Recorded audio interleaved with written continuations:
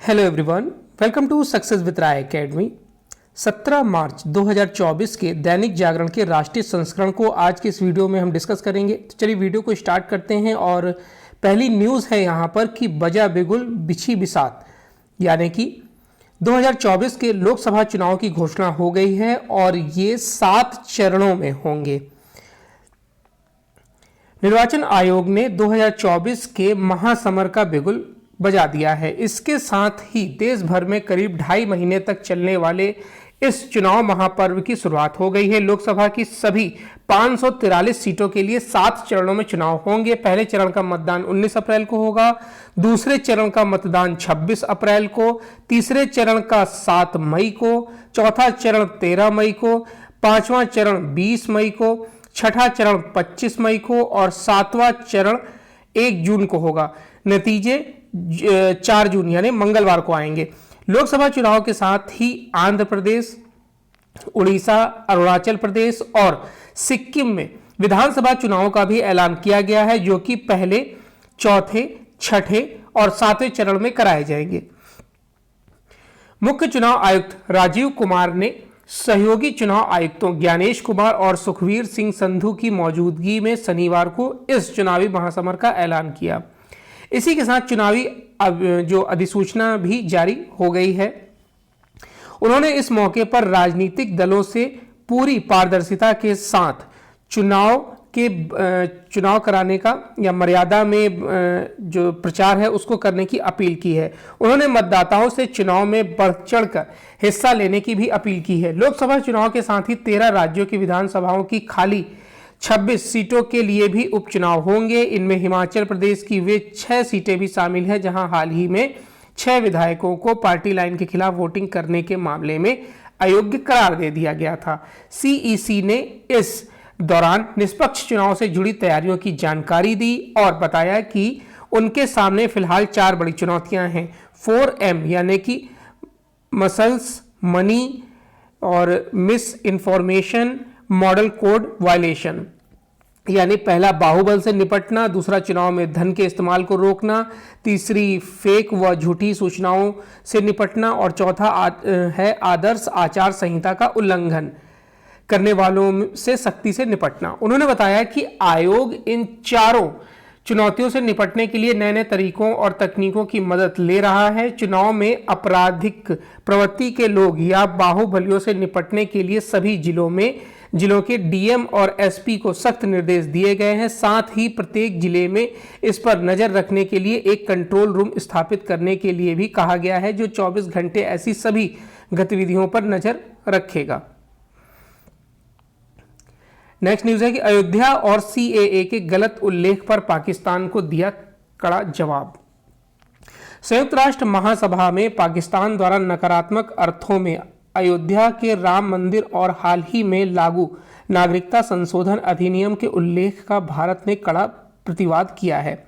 भारत ने कहा है कि अल्पसंख्यकों से व्यवहार का पाकिस्तान का बहुत बुरा रिकॉर्ड है, इसलिए अल्पसंख्यक समुदाय को लोग पाकिस्तान छोड़कर अन्य देशों में जा रहे हैं। संयुक्त राष्ट्र में भारत की स्थायी प्रतिनिधि रुचिरा कंबोज ने इस्लाम के खिलाफ माहौल पर चर्चा के दौरान पाकिस्तान के वक्तव्य की निंदा की है। शुक्रवार को महासभा में पाकिस्तान के राजदूत मुनीर अकरम ने गलत अर्थों में भारत के घटनाक्रमों का उल्लेख किया था और उन्होंने अयोध्या में राम मंदिर के प्राण प्रतिष्ठा समारोह और हाल ही में लागू हुए सीएए को इस्लाम फोबिया से जोड़कर उल्लेख किया था। साथ ही मुस्लिमों से भेदभाव पर नजर रखने को विशेष दूत की नियुक्ति की मांग की थी। कंबोज ने कहा कि गलत सूचनाओं और जो ये मंतव्यों के आधार पर भारत का भ्रमित करने वाला उल्लेख किया गया है। विश्व को बुद्धिमत्ता, गहराई में जाकर और वैश्विक नजरिए से चीजों को देखने की जरूरत है। आबकारी नीति घोटाले में अदालत में पेश हुए अरविंद केजरीवाल और मिली जमानत। दिल्ली आबकारी घोटाले से जुड़े मनी लॉन्ड्रिंग मामले में मुख्यमंत्री अरविंद केजरीवाल शनिवार को भारी सुरक्षा बंदोबस्त के बीच राउज एवेन्यू कोर्ट में पेश हुए। अतिरिक्त मुख्य मेट्रोपॉलिटन मजिस्ट्रेट दिव्या मल्होत्रा ने ईडी की ओर से दायर 2 याचिकाओं पर केजरीवाल को 15-15 हज़ार रुपए के मुचलके पर व 1-1 लाख रुपए की जमानत पर छोड़ दिया है। साथ ही अगली सुनवाई के लिए 1 अप्रैल की तारीख तय की है। अदालत ने ईडी की शिकायतों से संबंधित दस्तावेज केजरीवाल को सौंपने का भी निर्देश दिया है। समुद्री डाकुओं के लिए काल बन गई है भारतीय नौसेना। भारतीय नौसेना समुद्री डाकुओं के लिए काल बन गई है, वह इनके ऊपर कहर बनकर टूट रही है। नौसेना द्वारा की जा रही ताबड़तोड़ कार्रवाई से वर्षों से मालवाहक जहाज़ों के लिए चिंता का कारण बने समुद्री डाकुओं के हौसले अब पस्त होने लगे हैं। ताज़ा घटनाक्रम में नौसेना ने सोमालिया के पूर्वी तट पर जहाज़ों के अपहरण के समुद्री डाकुओं के एक प्रयास को विफल कर दिया। नौसेना की कार्रवाई के बाद अपहृत किए गए जहाज पर सवार सभी डाकुओं ने आत्मसमर्पण कर दिया। इसके साथ ही चालक दल के 17 सदस्यों को भी सुरक्षित निकाल लिया गया है। सोमालिया के समुद्री डाकुओं ने MV रूएन जहाज का 3 माह पहले अपहरण कर लिया था। वे इसी जहाज पर सवार होकर किसी दूसरे जहाज को अपना शिकार बनाने के प्रयास में थे। नौसेना ने इस जहाज की पहचान कर इस पर सवार डाकुओं से आत्मसमर्पण करने के लिए कहा। नौसेना ने बताया कि इस दौरान जहाज से युद्धपोत पर गोलीबारी की गई। आत्मरक्षा में अंतर्राष्ट्रीय कानून के अनुसार सीमित कार्रवाई की गई। नौसेना के अनुसार जहाज पर सवार समुद्री डाकुओं से आत्मसमर्पण करने के साथ ही उनके द्वारा बंधक बनाए गए लोगों को भी रिहा करने को कहा गया। भाजपा को सबसे ज्यादा चंदा लेकिन प्रति सांसद सबसे कम। चुनावी बॉन्ड को लेकर देश की राजनीतिक माहौल गरमाया हुआ है। एक दिन पहले ही कांग्रेस नेता राहुल गांधी ने चुनावी बॉन्ड को जबरन वसूली करार दिया था। इस पर पलटवार करते हुए गृह मंत्री अमित शाह ने पूछा था कि लगभग 20,000 करोड़ रुपए के बॉन्ड में 6,500 करोड़ रुपए भाजपा को मिले हैं, तो बाकी 14,000 करोड़ किसे मिले हैं। इसकी परत खुलेगी तो कई दल मुंह नहीं दिखा पाएंगे। उन्होंने भाजपा के प्रभाव क्षेत्र और सांसदों की संख्या बताते हुए कहा कि कांग्रेस और तृणमूल कांग्रेस जैसे कई दलों को जितना मिला है वह भाजपा के मुकाबले ज़्यादा है।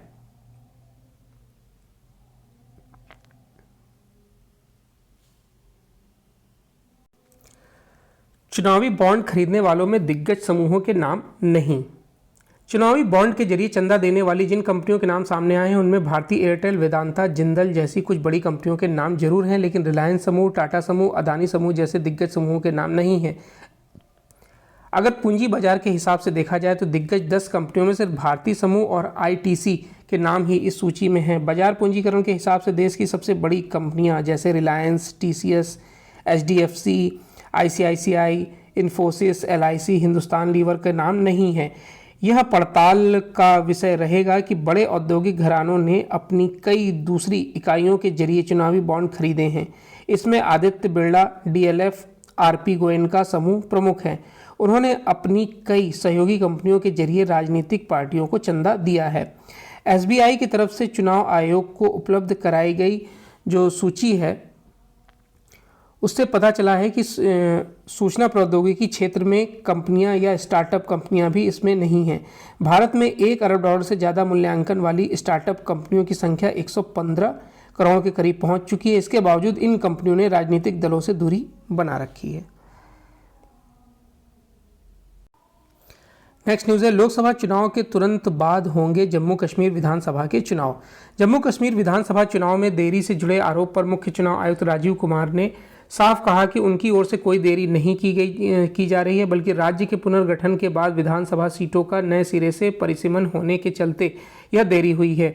उनके पाले में गेंद तो दिसंबर 2023 में ही आ गई थी। ऐसे में लोकसभा चुनाव के तुरंत बाद वह जम्मू कश्मीर के विधानसभा चुनाव कराएंगे। वैसे भी सुप्रीम कोर्ट की ओर से चुनाव आयोग को 30 सितंबर से पहले राज्य में चुनाव कराने के निर्देश दिए गए हैं। मुख्य चुनाव आयुक्त ने पत्रकारों से चर्चा में बताया कि वह लोकसभा के साथ ही जम्मू कश्मीर के भी चुनाव कराना चाहते थे। मतदान की तारीखों की घोषणा के साथ लागू हुई आदर्श आचार संहिता। लोकसभा और 4 राज्य विधानसभा के चुनाव की तारीखों की घोषणा के साथ शनिवार से ही आदर्श आचार संहिता लागू हो गई। चुनाव आयोग चुनाव में लड़ने वाले दलों और उम्मीदवारों के बीच समान अवसर सुनिश्चित करने के लिए आदर्श आचार संहिता के तहत निर्देश जारी करता है।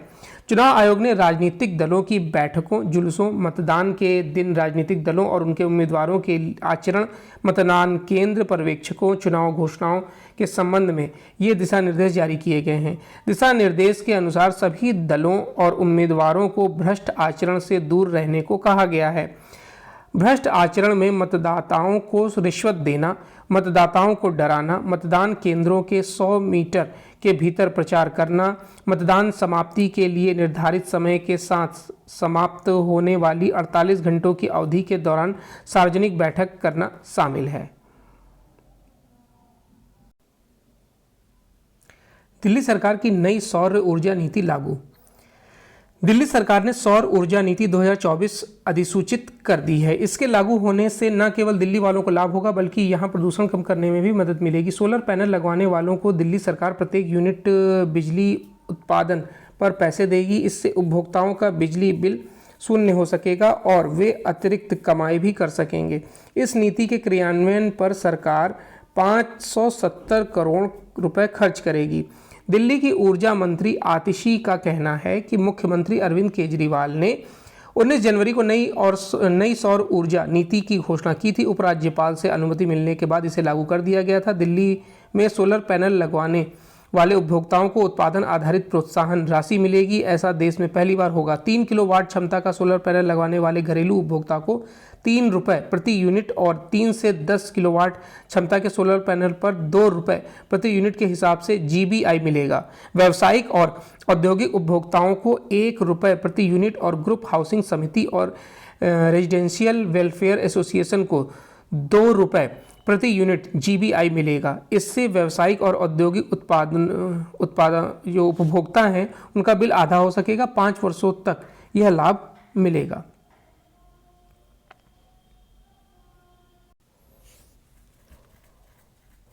नेक्स्ट न्यूज़ जो है वो एडिटोरियल पेज से। एडिटोरियल पेज पर पहला आर्टिकल है कि नागरिकता कानून पर दुष्प्रचार। जो CAA का विरोध कर रहे हैं उनके पास इस सवाल का जवाब नहीं है कि यदि भारत पड़ोसी देशों के अल्पसंख्यकों की चिंता नहीं करेगा तो कौन करेगा। दिसंबर 2019 में संसद से पारित हुए नागरिकता संशोधन कानून यानी CAA के नियम तय होते ही उस पर अमल शुरू हो गया है। यह कानून भारत के 3 पड़ोसी देशों पाकिस्तान, अफगानिस्तान और बांग्लादेश में उत्पीड़न का शिकार होकर भारत आए उन देशों के अल्पसंख्यकों को नागरिकता देने के लिए इन तीनों देशों के अल्पसंख्यकों को राहत देना, एक तरह से विभाजन की त्रासद परिस्थितियों का निवारण करना है। भारत विभाजन के बाद पहले पाकिस्तान में अल्पसंख्यकों का उत्पीड़न हुआ, फिर उससे अलग होकर बने बांग्लादेश में भी। इसी तरह अफगानिस्तान में इस्लामिक कट्टरपंथियों के वर्चस्व के चलते हिंदुओं और सिखों का वहां रहना दूभर हो गया। देश विभाजन के बाद भारत पाकिस्तान में नेहरू लियाकत नामक जो समझौता हुआ उसके तहत तय हुआ था कि दोनों देश अपने यहाँ के अल्पसंख्यकों का ध्यान रखेंगे। पाकिस्तान इस समझौते के पालन के प्रति कभी ईमानदार नहीं रहा। वहाँ अल्पसंख्यकों का जो उत्पीड़न शुरू हुआ वह समय के साथ और बढ़ता गया और आज भी जारी है। देश के विभाजन के बाद पाकिस्तान में करीब 24% हिंदू, सिख, बौद्ध, जैन, ईसाई, पारसी आदि थे। बांग्लादेश बनने के बाद उनकी और विशेष रूप से हिंदुओं की एक बड़ी आबादी वहां की नागरिक बन गई। आज पाकिस्तान में अल्पसंख्यक 2% करीब और बांग्लादेश में 8% से भी कम बचे हैं। शेष 14% या तो पलायन के लिए बाध्य हुए हैं या फिर जबरन मतांतरण को मजबूर हुए हैं। जो बचे हैं वे भी खतरे में हैं। इनमें से तमाम भारत भाग आए हैं, जिनमें अधिकांश अनुसूचित जाति के हैं। वे शरणार्थी के रूप में खराब हालत में रह रहे हैं। इनमें से जो 2014 तक भारत आ चुका है उन्हें ही CAA के जरिए नागरिकता मिली है। CAA के में समय समय पर संशोधन हुए हैं, लेकिन इनमें इन तीनों देशों में सताए गए अल्पसंख्यकों की सुध नहीं ली गई। आखिरकार 2019 में ऐसा किया गया। ऐसा करके भारत ने अपने नैतिक दायित्व को पूरा किया। दिल्ली के मुख्यमंत्री अरविंद केजरीवाल कह रहे हैं कि मोदी सरकार उक्त तीनों देशों के अल्पसंख्यकों को बुलाकर उन्हें नौकरी देगी और उनके लिए घर बनाएगी। उन्होंने यह कहकर लोगों को डराने का भी काम किया कि यदि इन देशों के करोड़ों लोग भारत आ गए तो अपराध बढ़ जाएंगे और कानून एवं व्यवस्था के लिए खतरा पैदा हो जाएगा। वह जानबूझकर इस तथ्य की अनदेखी कर रहे हैं कि सीएए उक्त तीनों देशों के अल्पसंख्यकों को बुलाकर नागरिकता देने का कानून नहीं है। यह केवल उनके लिए है जो 2014 तक भारत आ चुके हैं। बंगाल, तमिलनाडु व केरल के मुख्यमंत्री कह रहे हैं कि वे इस कानून को अपने यहाँ लागू नहीं होने देंगे, जबकि नागरिकता देना केंद्र का अधिकार है, किसी राज्य का नहीं। यह ध्यान रहे कि अतीत में बंगाल, केरल, राजस्थान और पंजाब की तत्कालीन सरकारें अपनी विधानसभाओं में सीएए के विरोध में प्रस्ताव पारित कर भी चुकी हैं। यह विडंबना ही है कि विपक्षी दल वोट बैंक की राजनीति के चलते अफगानिस्तान, पाकिस्तान और बांग्लादेश से आए मुस्लिमों को इन देशों के अल्पसंख्यकों के समकक्ष रखना चाह रहे हैं और इनकी अनदेखी कर रहे हैं कि वे धार्मिक प्रताड़ना का शिकार नहीं हैं। विपक्षी दल म्यांमार से आए रोहिंग्या मुसलमानों को लेकर भी मौन है, जबकि वे पूर्वोत्तर से घुसपैठ कर जम्मू और हैदराबाद तक जाकर बस गए हैं। भारत सदैव से शरण लेने आए दूसरे देशों के लोगों के प्रति उदार रहा है, लेकिन आज पहले जैसी स्थिति नहीं है। अब शरणार्थी के रूप में आतंकी तत्वों के आने का खतरा बढ़ गया है। भारत ऐसी स्थिति में भी नहीं है कि जो आना चाहे उसे आने दें और उसे नागरिकता भी दे दें। भारत की आबादी इस समय विश्व में सबसे अधिक हो गई है। यदि भारत में दूसरे देशों के नागरिकों का अवैध आवागमन जारी रहा तो स्थिति गंभीर हो सकती है। अन्य देशों की तरह भारत को यह तय करने का अधिकार है कि वे दूसरे देश के किन लोगों को नागरिकता दे और किन्हें ना दे। दूसरा जो आर्टिकल है वो एक हास्य व्यंग है, इसे स्किप करेंगे और अब आते हैं बिजनेस पेज पर। बिजनेस पेज में पहली न्यूज़ है कि भारतीय स्मार्टफोन की अमेरिका में बढ़ रही धाक। चालू वित्त वर्ष 2023-24 में अब तक मूल्य के लिहाज से अमेरिका को स्मार्टफोन निर्यात 255% बढ़ा है। अमेरिका के बाजार में भारत निर्मित स्मार्टफोन को अधिक पसंद किया जा रहा है। यही वजह है कि चालू वित्त वर्ष 2023-24 में अप्रैल-दिसंबर के दौरान भारत से अमेरिका होने वाले स्मार्टफोन के निर्यात में मूल्य के लिहाज से 255% की बढ़ोतरी दर्ज की गई है। इस अवधि में चीन से अमेरिका होने वाले स्मार्टफोन के निर्यात में 8%, तो वियतनाम के निर्यात में 42% की गिरावट दर्ज की गई है। वाणिज्य व उद्योग मंत्रालय के मुताबिक भारत अपना 34% से अधिक स्मार्टफोन निर्यात अमेरिका को करता है। हर साल इस निर्यात में बढ़ोतरी हो रही है। वहीं चीन, वियतनाम और हांगकांग के अमेरिका को स्मार्टफोन निर्यात में गिरावट हो रही है। वाणिज्य मंत्रालय के एक अधिकारी के मुताबिक अमेरिका के बाजार में भारत निर्यात है वो स्मार्टफोन की बढ़ती मांग से जाहिर है कि दुनिया के प्रमुख बाजारों में हमारे उत्पाद पसंद किए जा रहे हैं। नेक्स्ट न्यूज़ है पीएम सूर्य घर योजना में 1 करोड़ पंजीकरण।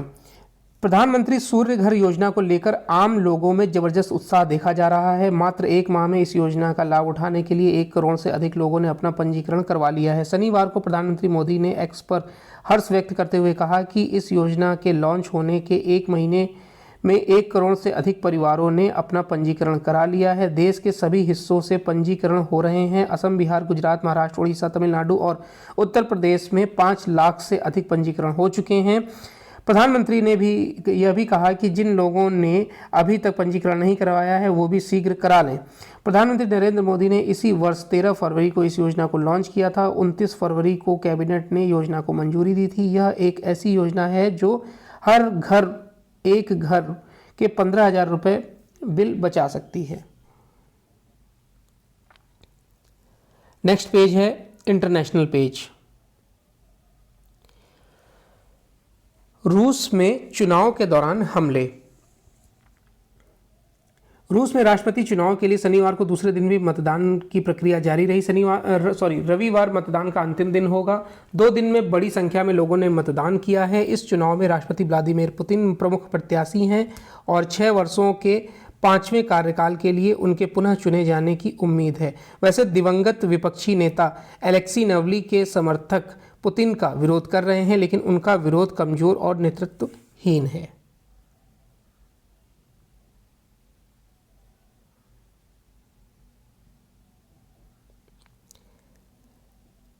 चलिए, तो ये आज का 17 मार्च 2024 का दैनिक जागरण का राष्ट्रीय संस्करण था। आई होप आपको वीडियो अच्छा लगेगा। अगर वीडियो अच्छा लगा हो तो लाइक और शेयर कर दीजिएगा। वीडियो देखने के लिए धन्यवाद।